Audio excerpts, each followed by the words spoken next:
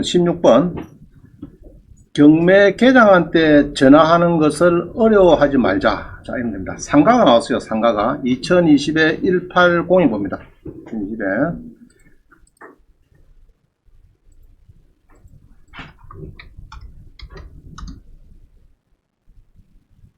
자, 여기에 이 상가를 보다 보니까 뭐 토지 별도든 기가 멋있네요.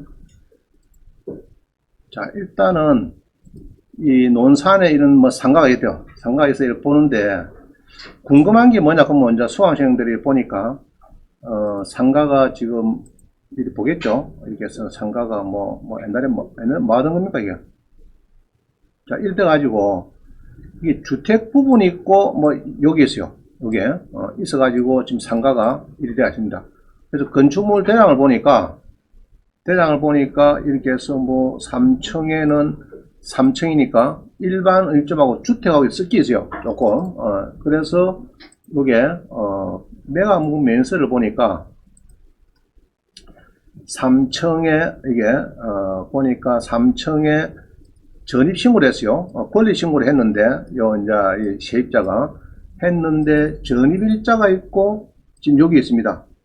자, 그래서 2019년 7월 19일 전입이 있어가지고, 이게 말소 기준 등기보다 조금 늦죠? 늦고 배당 요구를 했기 때문에, 여기 세입자가 주택 부분에 대해서 소액보전금이 이게 배당이 되는가 한번 봅니다. 소액보전금. 이제 배당이 일이 된다 해놨어요. 그럼 배당이 되면은, 명도가 좀 쉽겠죠? 이제 그것 때문에 물어보는데, 그런데 이제 문제는 자기가 전입 세대를 찾아보니까 전입료도 없는데 구독션도 없고 지적션도 없고 전입 세대려면 아예 안 붙여놨어요. 또 자기가 발급을 받으니까 아예 없대. 안 나온대. 그래서 나도 이제 뭐 아예 건물 등기를 해서 요 청을 빼고 이게 청을 빼고 또 해보자고 해도 안 나오고 막 이리 그래요. 그래서 그러면 방법은 이게 매각면에서가요 이렇게 해서 이제 전입일자가 있으니까 요거를 보고 구독션은 1700 주는 걸로 구독션 지적션 다 그렇게 있어요. 소액보험 주는 걸로. 그럼 쉽겠다 했는데 그래서 이제 요런 이제 전입세대 열람이 안 나오는데 이 해놨거든요. 이 날짜 잡아놨어요. 안 나오는데 그러면은 이제 그거를 이 잡아놓은 거는 법원에서 뭐 서류를 받겠죠. 봤으면 적어놨지 그냥 덜렁 하는 거 아니라고. 그래서 전화를 이제 해보라 했더니 하기가 힘든 것 같아요. 내가 이제 했습니다. 물어보니까 그게 권리 신고할 때 오기는 왔는데 쉽게 말하면 끝번지가 얹고 요거 얹고 요까지 무엇이 전입이 되어 있대요. 그 기록된 게라. 그러면은 이게 집합 건물은 어떻습니까? 어디까지 호수까지 들어와야 되는 거 안 들어와야 되는 거 그런 경우. 이거 들어와야 되죠. 요 화지동 해갖고 요까지 다 들어와야 돼요. 들어와야 공시가 있는 거지. 우리 단독 다가구는 그냥 번지만 들어오면 이거 필요 없어요. 단독 다가구는. 그러나 연립이나 이런 집합 건물은 이런 호수가 나와야 됩니다. 호수 나왔는데 호수가 빠졌으면은 아마 배당이 안 될 거다 내가 볼 때는. 그래서 계장도 그게 지금 이야기 듣고 보니까 호수가 빠진 것 같으니까 그러면은 자기가 사보강으로 하겠대요.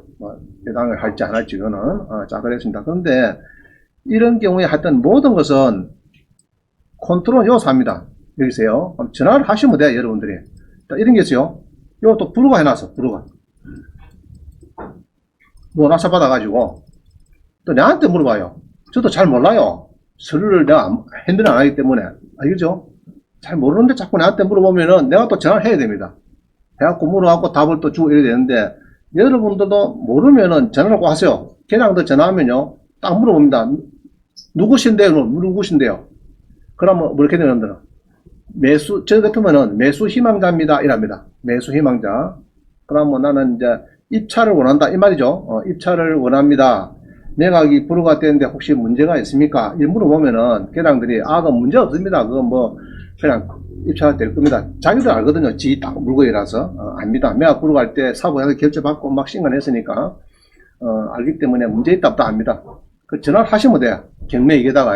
그래서 앞으로는 일이 부닥치면은 이 전화하는 거를 어하지 말라고. 계장단 전화하는 거를 하시면 답을 잘 해줘요. 그럼 또 배웁니다. 자꾸 불허가 되고 자꾸 전화를 해보면은 이게 어떻게 흐른가 많이 배웁니다. 그래도 또 안 풀리면 나한테 계장은 이렇게 이야기하고 이래 했는데 원장님 이거 어떻게 생각하십니까? 이러면 내가 또 이제 더 잘 알죠. 근데 전화도 안 해보고 내한테 바란다고 또 보면 원장님 바빠요. 앞으로 항상 전화하고 하라고. 하고 또 업무이 안 풀리면 또 전화하라고. 그죠? 그래갖고 또 이제 계장 이야기하고 내 이야기하고 답을 가지고 또 조금 용합해 보면 될 겁니다. 자, 그래서 일단은 계장한테 전화하는 거를 어려워하지 말자. 지금 그런 이야기를 하고 있어요. 감사합니다.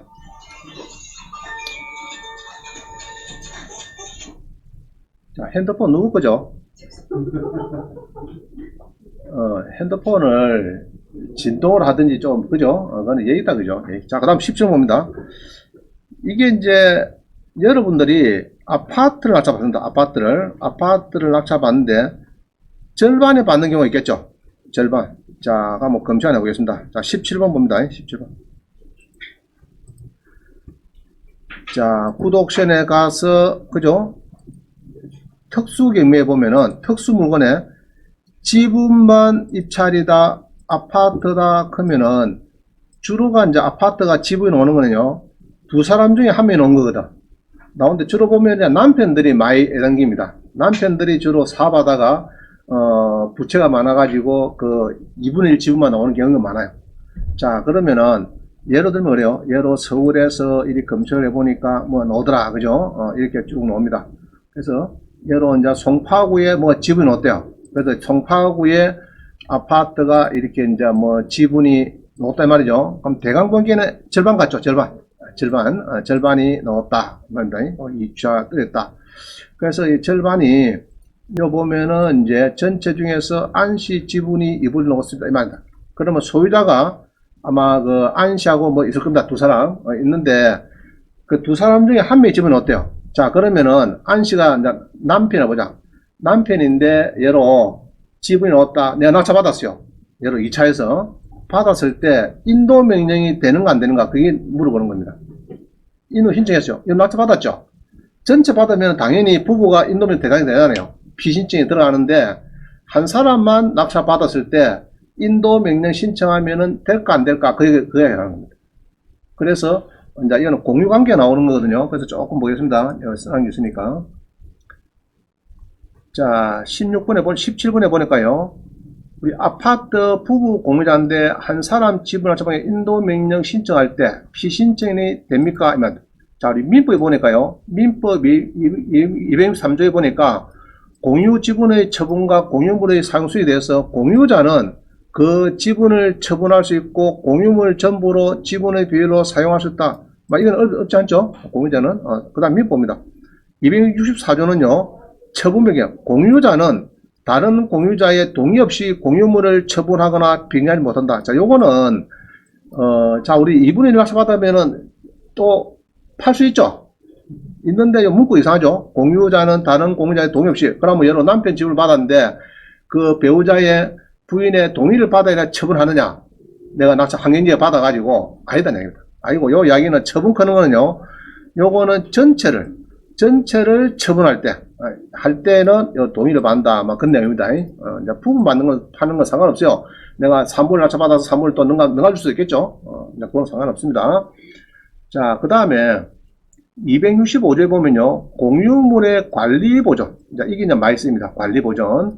공유물의 관리에 관한 사항은 예로 임대는 공유자 지분의 과반수로 정한다. 그러나 보존행위는 아무나 할 수 있다. 예로 내가 3분의 1가 있는데 누가 그 침탈했어요.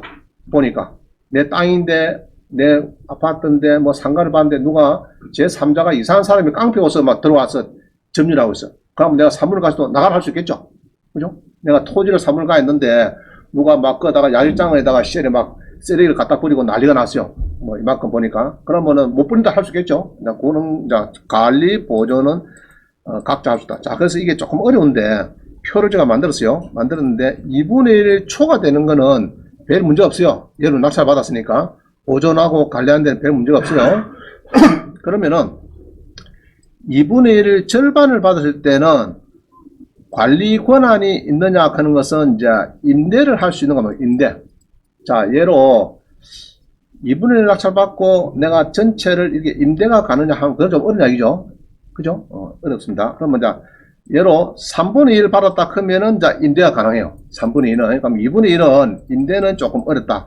그럼 2분의 1 미만 받으면은 요거는 보존은 되는데 관리 권한은 임대 권한은 없다고 합니다. 그럼 예로 요까지는 임대 권한이 없죠.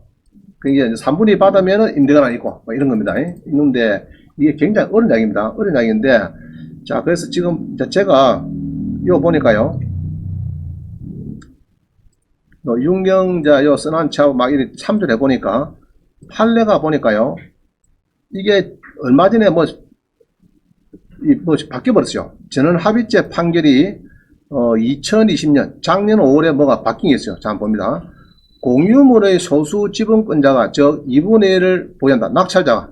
그러니까 공유물의 2분의 1 낙찰자가 다른 공유자의 협의 없이 공유물의 전부 또는 일부를 독점적으로 점유 사용하고 있는 경우에 다른 소수 지분권자가 공유물의 보존 행위로서 공유물의 인도를 청구할 수 있는가 못한다. 자, 이 이야기입니다. 이 뭐냐 그러면은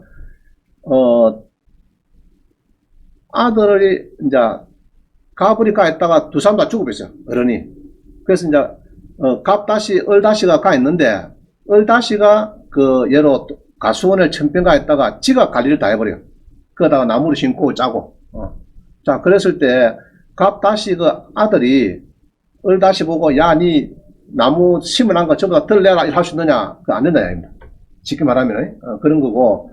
그래서 결론적으로는 이 판례가 최근에 이렇게 전원 합의체 판결에서 지분에 대해서 이렇게 나온 판례가 있기 때문에 요거를 참고를 해보면은요. 옛날에는 이게 적극했거든요.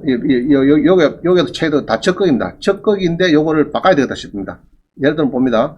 소수 지분권자의 다른 소수 지분권자에 대한 공유물 인도 청구는 옛날에 적극했거든요. 제가 꺼낸 거는 이게 이제 소극이다, 소극이다, 소극. 이 판례 때문에, 판례 변경으로 소급을 해야 안 되겠나? 두 개 다 그래요, 두 개 다. 그럼 예로 2분의 1 가 있는 사람이, 다른 2분의 1 가 있는 사람에 대해서 옛날에는 예로 부부가 있어요, 부부가. 내 남편을 낙찰받았어, 아파트랑. 그러면은 남편은 인도를 시작하면은 받아줬습니다, 법원에서. 오케이. 그럼 받아주는데 내가 들어가 살 수 있느냐? 그게 어려운 이야기죠. 사는 건 어렵지만은 인도는 받아주는데 지금은 아마 안 받을 겁니다. 판례가 바뀌기 때문에. 알겠죠? 판례 변경으로, 내가, 남편 지분의 2분의 1을, 나에 보니까, 그죠? 나의 남편의 2분의 1을 내가, 낙찰 받았을 때, 그 배우자 지분에 대한 공유물을 인도하는 거, 다른 2분의 1에 대해서 공유물 인도 청구하는 게 되느냐? 이건 이제 판례 변경으로 안 된다. 그래서 내가 두 개를 꺼놨습니다. 꺼놨고, 그 다음에 다수를 가있다. 3분의 5분의 4가 가있으면은 요거는 가능하대요. 요거는. 그럼 소수 지분권자가 3분의 4분의 4 보고 공유물을 내놔라 할 수 있느냐? 그건 안 된대요. 그거는 안 되는데, 이제 애매한 게 절반입니다. 절반 가 있는 사람들. 이게 애매한 겁니다. 요거는 판례가 좀 부정적으로 나왔습니다. 판례가 보니까. 그래서, 그냥 인도 명령이 안 될 거로 보여진다. 결론은. 알겠죠? 결론은 아파트에 절반 낙찰받았을 때 인도 명령이 안 받아줄 걸로 보인다. 옛날에는 됐어요. 옛날에는. 됐는데 판례가 바뀌었다. 자, 그걸 아시면 되겠고요. 상당히 어려운데. 자.